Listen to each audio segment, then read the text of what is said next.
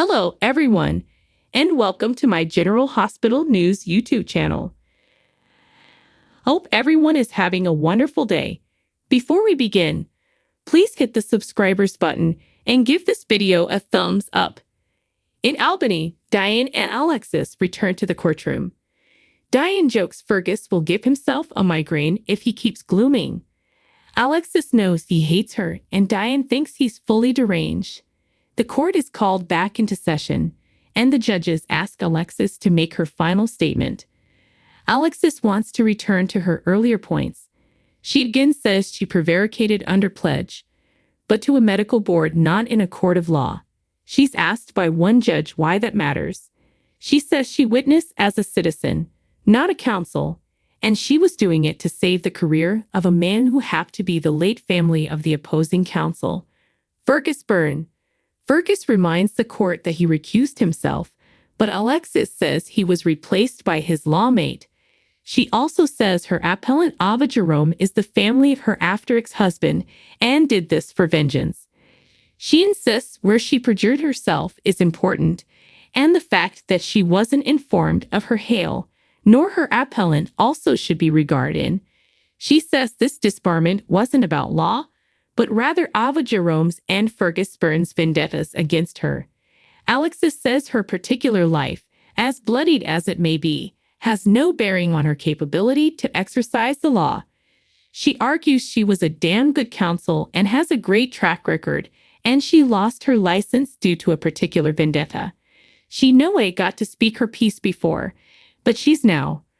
Fergus makes his case and says Alexis didn't bring up that she was preliminarily suspended for persuading her customer Carlos Rivera not to swear against Julian, who was her hubby at the time. Unfortunately, Carlos failed by Julian's hand before he could speak, conceivably, which was Alexis wanted. Diane and Alexis both object. Fergus launches into a diatribe that both his sisters Neil and Brendan failed because of their involvement with Alexis. He yells, "You destroyed my family, and I am then to make sure you no way destroy anyone additionals." The judges continually call order to the court as Fergus and Diane object over and over. Fergus says Alexis' perjury and her falsehoods led to both his family's deaths and got her disbarred. He says she has demonstrated she has no regard for legal ethics and insists she remains disbarred. The judges say they'll be in touch with their decision within 30 days. Diane looks over at Fergus and tells him that he should be ashamed of himself. He walks out. Tracy returns to the forces from a lift and shafts to Cody how great it was. Cody says he was told she was demanded at the house, and he'll take care of drawing up everything. Tracy doesn't suppose anyone needs her, but he says Chase needs her. Tracy says he and Brooklyn are on an aeroplane to Florence. Cody tells her that they couldn't get on that aeroplane. Tracy asks why not. Cody simply says he's sorry. Tracy realizes Gregory did. Cody gets Tracy some water, and she laments how she just saw Gregory history. She knew this was ultimately coming, but this was so unforeseen. Cody is sorry she had to hear it from him. Tracy says she's not, as she thinks Gregory was a lot like him when he was youngish. Cody is flattered but doesn't see it. Tracy says they both have an open way of dealing with effects and no worries. He laughs that he worries, and the nags help palliate his troubles. Tracy says for Gregory it was his family that did that for him. She lists further parallels. Similar as he doesn't miss a thing, he doesn't talk much, and he doesn't push people around. She says he gives people a lot of grace, and that's a gift. Tracy tells Cody that if anyone asks, let them know he told her the news. He again says he's sorry, and she says she's sorry too. Tracy heads out.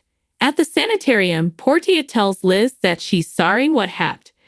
Finn called her and told her about Gregory and that he wouldn't be in moment. She felt lucky to see him in his element at the marriage, and how much he loved his family.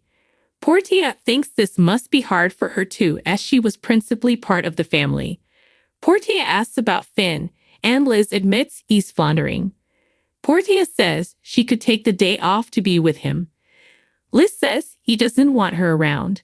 Portia can see that and says she's her friend, so talk to her. Liz notes she's also Thico chief of staff. Molly meets with TJ in the hall as they're about to head to lunch. Liz flags Molly down and tells her that she keeps trying to get hold of her mama. Molly heard about Gregory and says Alexis is in Albany for her prayers hail. Liz learns she'll be home hereafter and says she'd like to talk to Alexis herself rather than have Molly bear the news. Tracy arrives and runs into Liz. They both note what a hard day is. Tracy is looking for Stella, and Liz lets her know she's in the break room. Tracy heads into the break room. Stella says she heard about Gregory.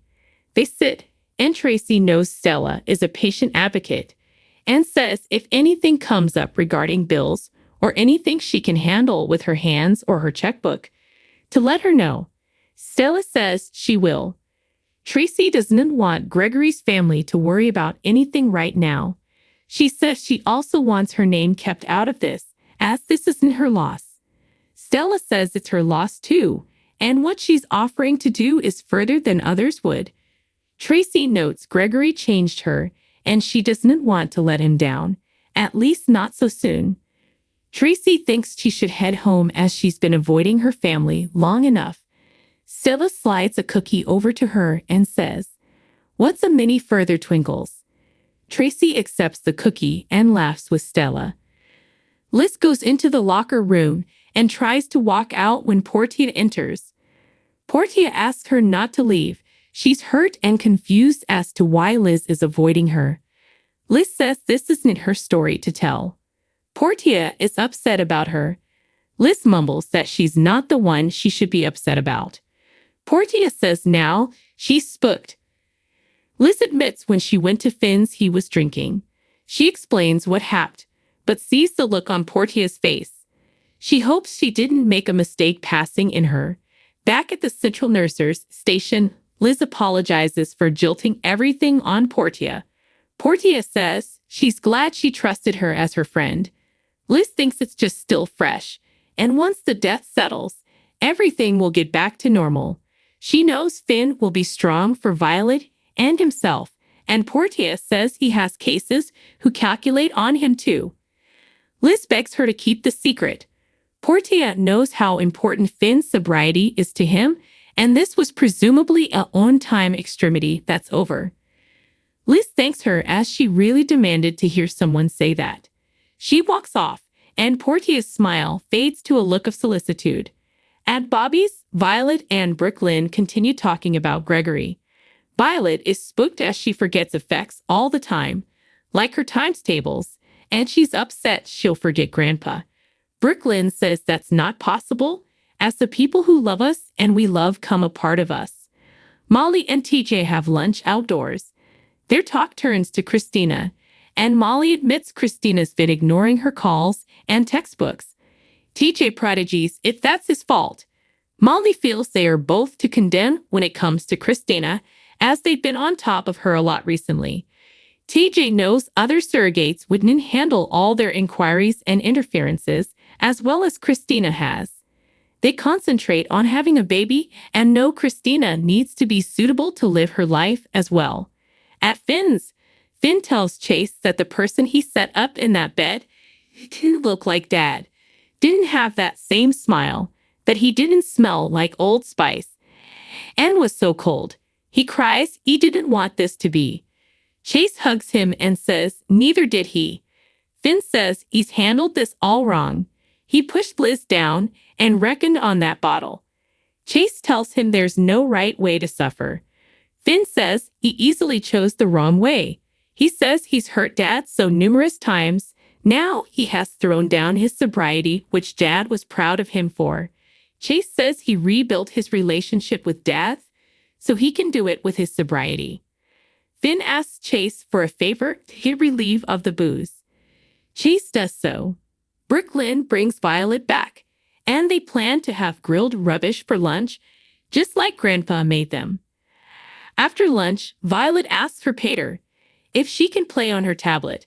He says she can, But first he needs a clinch. He says he loves her, and to no way forget that. Violet runs off, and Finn tells Brooklyn that he's sorry she's missing her honeymoon. Brooklyn says she's in for whatever he needs.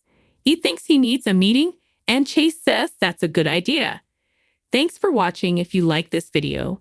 So please don't forget to subscribe my channel and don't miss any update.